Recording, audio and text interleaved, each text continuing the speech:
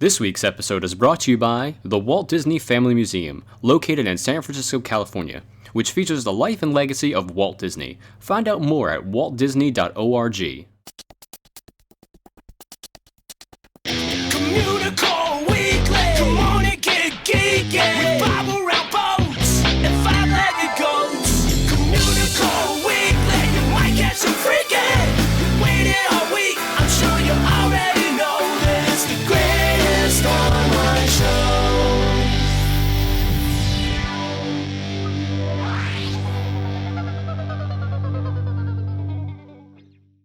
Hello and welcome to Communicore Weekly, the greatest online show.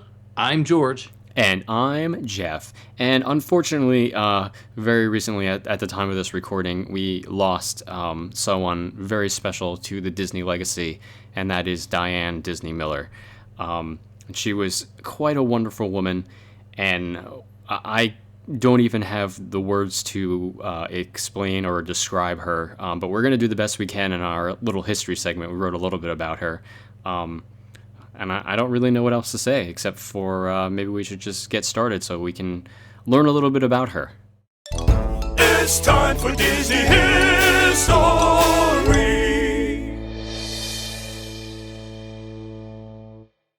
Diane Disney Miller was born on December 18th, 1933, and she was born as Diane Disney. She was the eldest and the only biological daughter of Walt Disney and his wife Lillian Bounds Disney. They had a younger sister. She had a younger sister, Sharon Marie Disney, that the Disneys adopted at birth in 1936. But Diane Disney Miller, she was a philanthropist and the daughter of cartoon and theme park pioneer Walt Disney. And unfortunately, she died on Tuesday, November 19, 2013 in California, and she was 79 years old. Diane and her husband, Ron W. Miller, had 7 children. Ron was the CEO of the Walt Disney Company until 1984, when Diane's cousin, Roy E. Disney, the son of Roy O. Disney, supported his outing in favor of Michael Eisner, Frank Wells, and Jeffrey Katzenberg. Now, in the early 1970s, the Millers purchased a vineyard in Napa Valley, California, and their intention was to upgrade the property and replant it with better things and install new trestling and frost protection. And the couple actually have operated a collection of vineyards under the name of Silverado Vineyards after that. And Diane Disney Miller was instrumental in pushing ahead with the Walt Disney Concert Hall in downtown Los Angeles. The project was initiated with a $50 million gift from Lillian Disney, but it got bogged down in wrangling over costs. Miller ensured the original design by Frank Gehry went ahead, and Walt Disney Hall finally opened in 2004. Diane also read her father's original dedication 50 years later to the day at the birthday celebrations of Disneyland on July 17, 2005. Diane organized the development of the Walt Disney Family Museum in the Presidio in San Francisco, California, and the museum opened October 2009. In addition to her husband, she is survived by 7 children, 13 grandchildren, and 1 great-grandchild. So, why does Diane Disney Miller matter? Because she was, the last direct tie to Walt. She was one of the 2 daughters, and Diane was the final person of the intimate family of 4, which was Walt, Lily, Diane, and Sharon, to actually make it this far. Diane was there for the Walt Disney Family Museum, intimately involved with its creation. And, it's really been Diane who guided so much of the inquiry into Walt's life over the past 20 years since her sister passed, and almost as long since her mom passed. She was really passionate about showing her father as not just the brilliant man that he was, that we all know, but also as a real person, as a real human being. And Diane is she's the last part of that family, and she was the final member of the inner circle of the Disney family. And while, Disney has always been all about family, and she was it. She mattered, and she will be missed. And, thankfully I was lucky enough to meet her over the summer when we went to the museum. She came out to Rolly's presentation, and Rolly had not seen her either in, many, many years. So for him, it was really nice to actually see her again. And for me, it was just nice to meet her and shake her hand, and she was really sweet and gracious, and it was just, very surreal to me to meet her and, see her as a person and not just hear about her. So Disney community took a pretty big blow, I think, with her passing. Yeah, she always championed her father, not just as, Walt Disney, the genius of the 20th century, but as Walt Disney, the father and the human. Yes. And I think that's, one of her long-living legacies, along with the Walt Disney Family Museum. Yeah, and I think that the museum will be around a long time to help carry on that message and to show the human that was Walt Disney, and it's because of Diane that we have that ability to do so, and I, for one, am very thankful for that. He's a nerd, he's a geek, but we all like to hear him speak. So listen up to the words from his speech. It's George's Book of the Week. The Story of Walt Disney, a fabulous rags to riches story by Diane Disney Miller, as told to Pete Martin, released in 1957, 223 pages. So this book was originally an 8-part series that ran in the Saturday Evening Post. The series started in November 1956 and was told from Diane's point of view. The series was actually entitled My Dad, Walt Disney. And according to Diane, she met with her father and Pete Martin from the Post, and they met at her parents' house over the previous summer to discuss Walt's life up to that point. And Walt really wanted the chance to tell his whole story up until that time, and it was also a way for Diane and her husband Ron Miller to buy a house with the proceeds. So there you go, Walt, always thinking. So, all right, this is a book that has sat on my shelf for years, and I always wanted to read it. And when I heard about Diane's passing, I picked up the copy I have from 1957 and quickly devoured it. It's 223 pages, but it's a small paperback and reads very quickly. The book is very well written, and it's very simple. And I don't mean that as a detraction in any way, but it's extremely accessible. Anybody's going to be able to get through this book.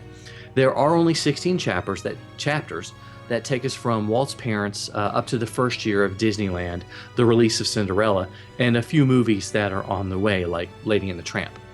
One thing that I truly loved about the book was that more than the first 100 pages or so are dedicated to Walt's life before Snow White.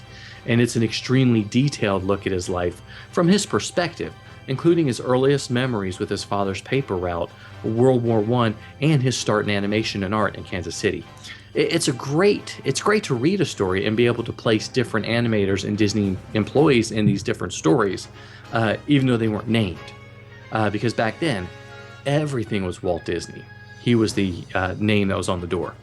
Another interesting fact about it is that this is one of the first long-form pieces published about Walt, and almost every page of the biography has been mined for stories by the company and by Disney researchers. And that's not a bad thing. It's sort of like Randy Bright's incredible Disneyland Inside Story. The anecdotes and facts were so oft quoted that you won't feel like you're reading anything eye-opening. Though the Story of Walt Disney is an important piece on Walt, it's also a part of what made Diane such an amazing person. One of her chief motivations was presenting her father as a father, a husband, and a brother beyond the public image that we have of Walt Disney. She championed her father and his memory, and it will be one of her enduring legacies. This really is a short work on Walt's life, and it still is, it maintains the corporate view, but it's still extremely important. And in many cases, these stories are directly from Walt's mouth. It's one of my top favorite biographies behind Michael Barrier's and Bob Thomas's work. Pick up a copy if you can find it. You really won't be disappointed. I just looked on Amazon for it, and the cheapest one I can find is like $73. So I go unfortunately for it. will not be reading this anytime soon. Go for it. That is the problem with the secondhand. It's out of print. Yeah. But hey, if people want to stop by and hang out and read it at my house, my wife would get really angry about that. She would. So anyway, this one was called The Story of Walt Disney, a fabulous rags to riches story by Diane Disney Miller, as told to Pete Martin. What we liked, what we didn't like, Yays in the Booze, 60-second review. So maybe a year or two, or much longer than that, there was an announcement of the direct-to-home release of Planes. And of course, after all the Disney fans stopped snickering, we realized this was real. we realized, oh great, we're gonna have to watch this. This is the thing. You know, it's actually going to happen. It's really gonna happen. So it's one thing that we've never really talked about. The Cars line of all their merchandise is huge. It's one of the biggest money makers for the company, period. So it makes sense that they're going to throw out some of these direct-to-video or not quite substantial releases. And, this was one of them. When it came in, I was like, oh, we're going to have to watch this. But I was surprised. Both the boys sat down and watched the whole thing, a 10-year-old and a 14-year-old. Well, Go figure. Obviously, Disney had some kind of faith in it because originally it was announced as direct-to-video, and then all of a sudden it was, we're gonna release this in the theaters. Let's do that instead. So they definitely had some faith in it, and I will admit I am not the biggest fan of the Cars films. They're okay. I don't hate them per se, but they're not fantastic, and I really wasn't looking forward to seeing this movie. I mean, it's it's okay. I was a little hesitant to watch it, like I said, but we did watch it, and I sat through it in 2 sittings. Well, okay. So the plot to me was almost like they looked at the other Cars films and said, let's take the biggest plot elements out of both of them and make a new movie with different characters. They've got a grand race around the world, and even some of the characters were the same. Dane Cook, who was playing the lead character, the crop duster plane that wants to fly around the world, which was he's the second person to play it. The original one was what's his name Ducky from Pretty in Pink. Yeah. He was the original. So Dane Cook took over, and he was actually pretty good at the role. But Brad Garrett's character, who's a regular Pixar standby character, was a fuel truck named Chug, and he was basically a non-country version of Mater. To be nice, it would have been funny if he was like Mater's cousin or something. He had perfect teeth. Yeah. But he was the same exact character. He was confused a lot. He did other things. So, and there was even a grizzled older plane that was a mentor to Dane's character, and it was just, I don't know, it kept our attention. If your kids love Cars and love the world of Cars, then buy this. Buy 2 copies because you're gonna wear it out.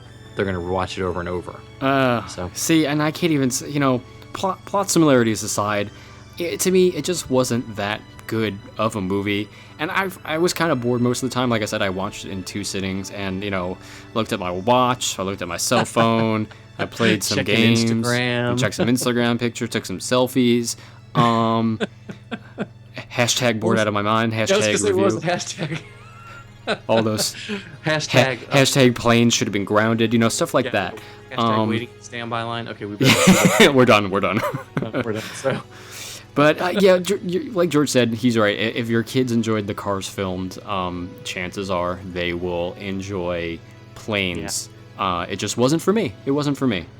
I have to say, the blimp really freaked me out because his head was underneath him, but there was no neck, and I was just like, "What is that?" I remember you saying that to me, and it didn't dawn on me until I went back and looked at a picture of him, and I was like, "Oh God, that is really scary." How does a blimp? How do the plane's anatomy work? Yeah, and that's what I was talking to the 14-year-old. I was like, so if you look at the theory of evolution and look at the whole Cars world, it's only been around for 100 years. With the beginning of the first gas combustion engines, more than 150 years. And then we've got planes and jets, and they've come a long way in 100 years. Yeah, they have. They're more advanced than human beings, I would say, at this point, if they're that far along their evolution in just 100 years. Yeah, but they're not as advanced as the cadets. That's true. The cadets are much better. Much better. The highest form of life on the planet, outside of dolphins, probably? Okay, I'll go with that. Dolphins are definitely smarter than I am, so I will say that they're probably smarter than most of our fans as well, just because dolphins are smart. They're going to rule the world one day. Yeah. We're digressing now. We're totally off track because we clearly don't want to talk about more about other things than the movie, which probably tells you how we really feel about it. I think to sum up, it's if you're a huge fan of the Cars franchise, like you've got the car sheets and the Cars bed, buy this. It's a definite purchase for you. And apparently there's more coming out. There's a fire planes version, that they fight forest fires, which is noble. I don't know. and I good. thought that was Smokey the Bear who did that, but hey, whatever. what do I know, guys? I don't know. So, yeah, you have to make this decision on your own. I wouldn't recommend it unless you're a Cars fan. Sometimes you might see it, sometimes you don't. Hey, look, what's that? It's a five-legged goat. So along Hollywood Boulevard at Disney's Hollywood Studios, you'll actually find, and it's a place called the Anaheim Produce stand, and it sells delicious fresh fruit, as you would expect. And of course, the name refers to the location of Disneyland here in Anaheim, California. And to kind of further this connection, there's a sign on the sign itself that says between Palm and Catella. So Catella Avenue still exists today, right near Disneyland, but Harbor Boulevard used to be known as Palm Street. So Disneyland really is located between them. So I think that was a kind of a cool little connection there. Oh, that is a nice one. I enjoyed it. Yes, next time in there, stand loudly. Or stand loudly? Stand loudly? I'll stand loudly because I'm good at that. I'm Stand very there good and at standing loudly around and being proclaim, this refers to Disneyland. So, just a lot and see where that gets me. Which, of course, that George guy again is making a lot of sounds in the park. He's making sounds. He must think he's important. So, why, no, not at all. Not at all. So, okay, guys. Well, thank you so much for watching and listening to this episode, no matter how you did it. Yes, be sure to leave us a comment and give us a rating on iTunes if you enjoyed us. Yes, those 9-star ratings. Haven't had one in at least a day. At least a day. Maybe a day and a half. Maybe a day and a half, so yeah, okay.